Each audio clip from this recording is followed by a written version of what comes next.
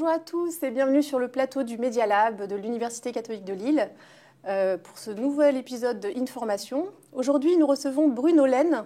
Bonjour Bruno. Bonjour. Bruno Laine est docteur en neuropsychologie et responsable pédagogique du master en neuropsychologie et neurosciences cognitives à la Faculté des Lettres et Sciences humaines. Alors bonjour Bruno, est-ce que vous pouvez nous en dire un petit peu plus sur ce master ? Alors déjà peut-être deux mots sur la neuropsychologie, qui n'est Tout pas à fait. forcément clair pour tout le monde. Alors la neuropsychologie, c'est la discipline scientifique qui s'intéresse au lien entre les perturbations cérébrales et les troubles du comportement et les troubles cognitifs ou les perturbations émotionnelles. Donc concrètement, c'est une discipline en pratique qui s'intéresse à diagnostiquer les pathologies cognitives type maladie d'Alzheimer ou les troubles cognitifs qui sont consécutifs à des lésions cérébrales. Et donc, dans le cadre de ce master, il a une double casquette, à la fois un objectif de recherche et un objectif professionnalisant, et tant en neuropsychologie qui peut s'intéresser à l'adulte qu'à l'enfant. Et là, donc, du coup, on forme des étudiants à avoir la capacité à diagnostiquer des troubles cognitifs chez des enfants ou des adultes qui ont des troubles cognitifs ou des perturbations émotionnelles, soit développementales, comme ça peut être le cas dans la dyslexie par exemple, soit consécutives à des lésions ou des pathologies dégénératives type Alzheimer ou type épilepsie par exemple.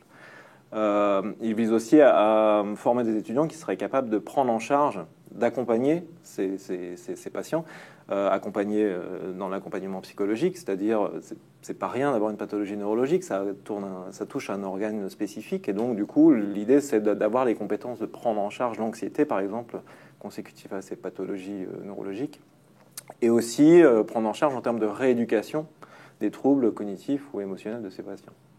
Très bien, donc des patients variés, des matières, du coup j'imagine aussi très différentes dans le contenu de la formation.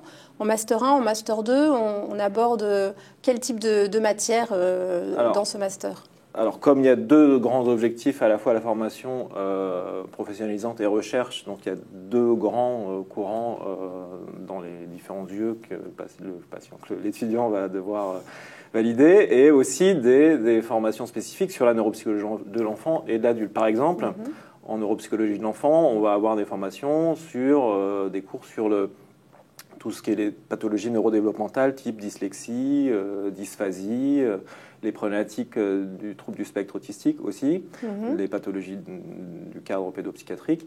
Et aussi, la particularité de ce master, c'est de proposer une formation spécifique, ça ne se retrouve nulle part ailleurs, une formation spécifique dans les pathologies génétiques de l'enfant. Et donc on a toute une formation, des cours qui sont faits par les généticiens de la fac de médecine, sur la génétique fondamentale, mais aussi appliquée aux pathologies neurologiques et neurodéveloppementales.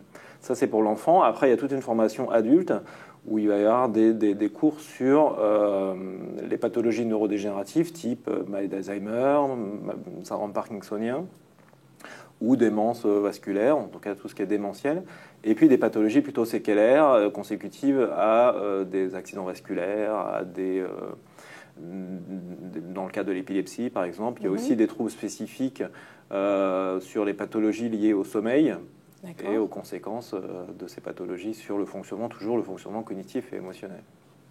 Très bien. Donc pour alimenter ces cours qui ont l'air tous passionnants, vous avez des intervenants professionnels également qui interviennent, ou plutôt des enseignants-chercheurs ? Alors c'est aussi une des grandes particularités de ce master, c'est qu'il fait beaucoup appel à des professionnels, mais des professionnels qui savent de quoi ils parlent. Par exemple, sur le cours de l'épilepsie, c'est une neuropsychologue qui travaille essentiellement dans un service de neurophysiologie qui prend en charge des patients épileptiques. Professionnels, mais aussi professionnels de la recherche, j'ai envie de dire, c'est-à-dire que ce sont pour la majorité des docteurs en neuropsycho. Donc ils ont à la fois également eux-mêmes cette casquette recherche, cette casquette professionnelle, et donc, je ne sais pas les statistiques, mais plus de 90% de l'effectif d'enseignants sont des enseignants professionnels du terrain. Et de la même façon, c'est un master qui est partagé sur différentes facs, les cours se font ici à la FLSH, mais partagés ils coopèrent avec différentes facs. par exemple, les cours de neuroanatomie sont faits aussi par les neurologues, comme je disais tout à l'heure pour génétique, c'est vrai aussi pour la neuroanatomie, sont faits par les neurologues de la fac de médecine. D'accord, donc c'est un master qui bénéficie aussi d'un partenariat à la faculté de médecine et maïeutique de l'Université catholique de Lille. Donc c'est un partenariat en termes d'enseignement. Oui, alors c'est une grande chance, une grande richesse d'avoir tout cet environnement autour de nous à la Catho. C'est que par exemple, si je prends l'exemple des pathologies, des troubles cognitifs liés au syndrome parkinsonien, c'est vrai pour ça, mais c'est vrai aussi pour les autres pathologies. Systématiquement, il y a une présentation, un cours qui est fait par un neurologue sur la physiopathologie et les caractéristiques cliniques de la maladie de Parkinson, et une partie plus importante, puisque la visée, c'est quand même de former des neuropsychologues, une partie sur la neuropsychologie des syndromes parkinsoniens, les troubles cognitifs, les troubles émotionnels de ces patients et leurs spécificités. Et ça, c'est vrai aussi, on a le même format pour l'épilepsie, par exemple, pour la sclérose en plaques. À chaque fois, on a ce duo neurologue et neuropsychologue. D'accord. Et ça, on va l'avoir vraiment sur l'ensemble de la formation, qui fera intervenir à la fois des neuropsychologues, donc professionnels et chercheurs, comme j'ai dit tout à l'heure, mais aussi des neurologues ou des médecins qui apporteront leur spécificité. Donc le complément aussi de cette formation, c'est les stages, certainement. Donc quels sont les stages? Est-ce qu'ils sont obligatoires? Comment trouver un stage dans ce secteur? Alors, ce master forme des neuropsychologues qui ont le statut de psychologue spécialisé en neuropsychologie. Donc, d'un point de vue légal, il y a une obligation de 500 heures pour avoir le statut de psychologue. Et ce master en rajoute un petit peu plus, puisqu'il nécessite au minimum 620 heures de stage. 120 heures en M1 et 500 heures en M2. En M2, donc un stage plus long en M2 qui est presque un stage de pré-embauche, on peut dire, vraiment de mettre le pied à l'étrier. Oui, alors on peut avoir la possibilité de faire le stage dans une même structure ou alors de diversifier les structures, puisque comme on le voit à travers la richesse de la formation, finalement les objectifs professionnels des neuropsychologues sont variés, la population est variée. Donc l'idée aussi dans le master, c'est de pouvoir voir un petit peu là où on est éventuellement le plus à l'aise, si c'est avec l'enfant ou avec l'adulte, et puis du coup de diversifier ces expériences. Donc ça peut être effectivement un stage long, ou différents stages un peu plus courts, mais qui laissent le temps quand même de s'installer. Ouais. D'accord. Et on a aussi dans cet objectif de recherche la possibilité de faire des stages dans des laboratoires de recherche. D'accord, en effet, parce que dans les débouchés, il y a à la fois devenir neuropsychologue, par exemple à l'hôpital, mais également la possibilité de poursuivre un doctorat oui, c'est une des ambitions de ce master, c'est d'avoir la possibilité de choisir un peu son parcours, soit de devenir professionnel, soit de devenir plutôt chercheur, et donc de donner la possibilité d'orienter vers un doctorat. Et dans ce cadre-là, donc ce master développe aussi une coopération, donc on l'a compris, une coopération entre c'est un master de la FLSH qui coopère avec la fac de médecine, avec le groupement hospitalier de l'Institut catholique de Lille, donc les hôpitaux de la Catho, Saint-Vincent et Saint-Philibert notamment, et également l'université de Liverpool Hope University, avec lesquels on travaille pour aussi offrir une possibilité de stage plutôt à orientation recherche cette fois-ci, au sein de l'université Liverpool.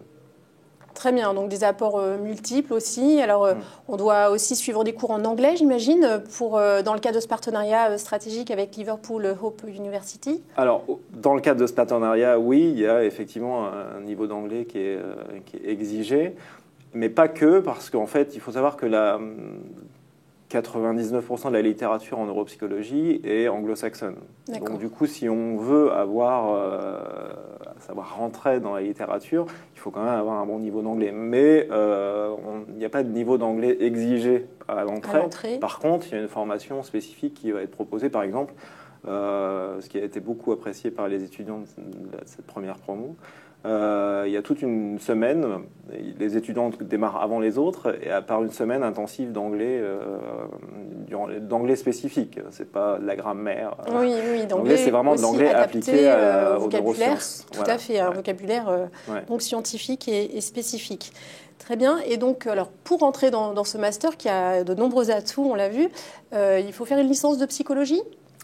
Alors, principalement, oui, puisque l'objectif, c'est de former des neuropsychologues, mais pas que, puisque des étudiants qui auraient un profil plutôt neurosciences, donc un profil biologie, au départ, ont la possibilité d'intégrer le master. Alors, du coup, là, c'est clairement des étudiants qui se destinent davantage à faire un doctorat, une formation, enfin, une carrière dans la recherche. D'accord. Ils n'auront pas le statut de psychologue dans la mesure... oui, pour avoir le statut de psychologue, il faut avoir l'idée d'une licence de psychologie. Mais donc c'est totalement ouvert à des étudiants en biologie. Ou aussi, et on est en train de travailler aussi dessus, la possibilité pour des étudiants en médecine de pouvoir valider un master dans ce cadre-là. Très bien. Ben, merci beaucoup Bruno Laine. Donc, pour tous les candidats qui font de la psychologie, de la biologie, de la médecine et qui s'intéressent donc à ce master neuropsychologie et neurosciences cognitives, rendez-vous sur le site de la Faculté des Lettres et Sciences Humaines pour tout savoir sur les inscriptions. Et merci de nous avoir suivis au Media Lab de l'Université catholique de Lille et à bientôt pour une prochaine émission.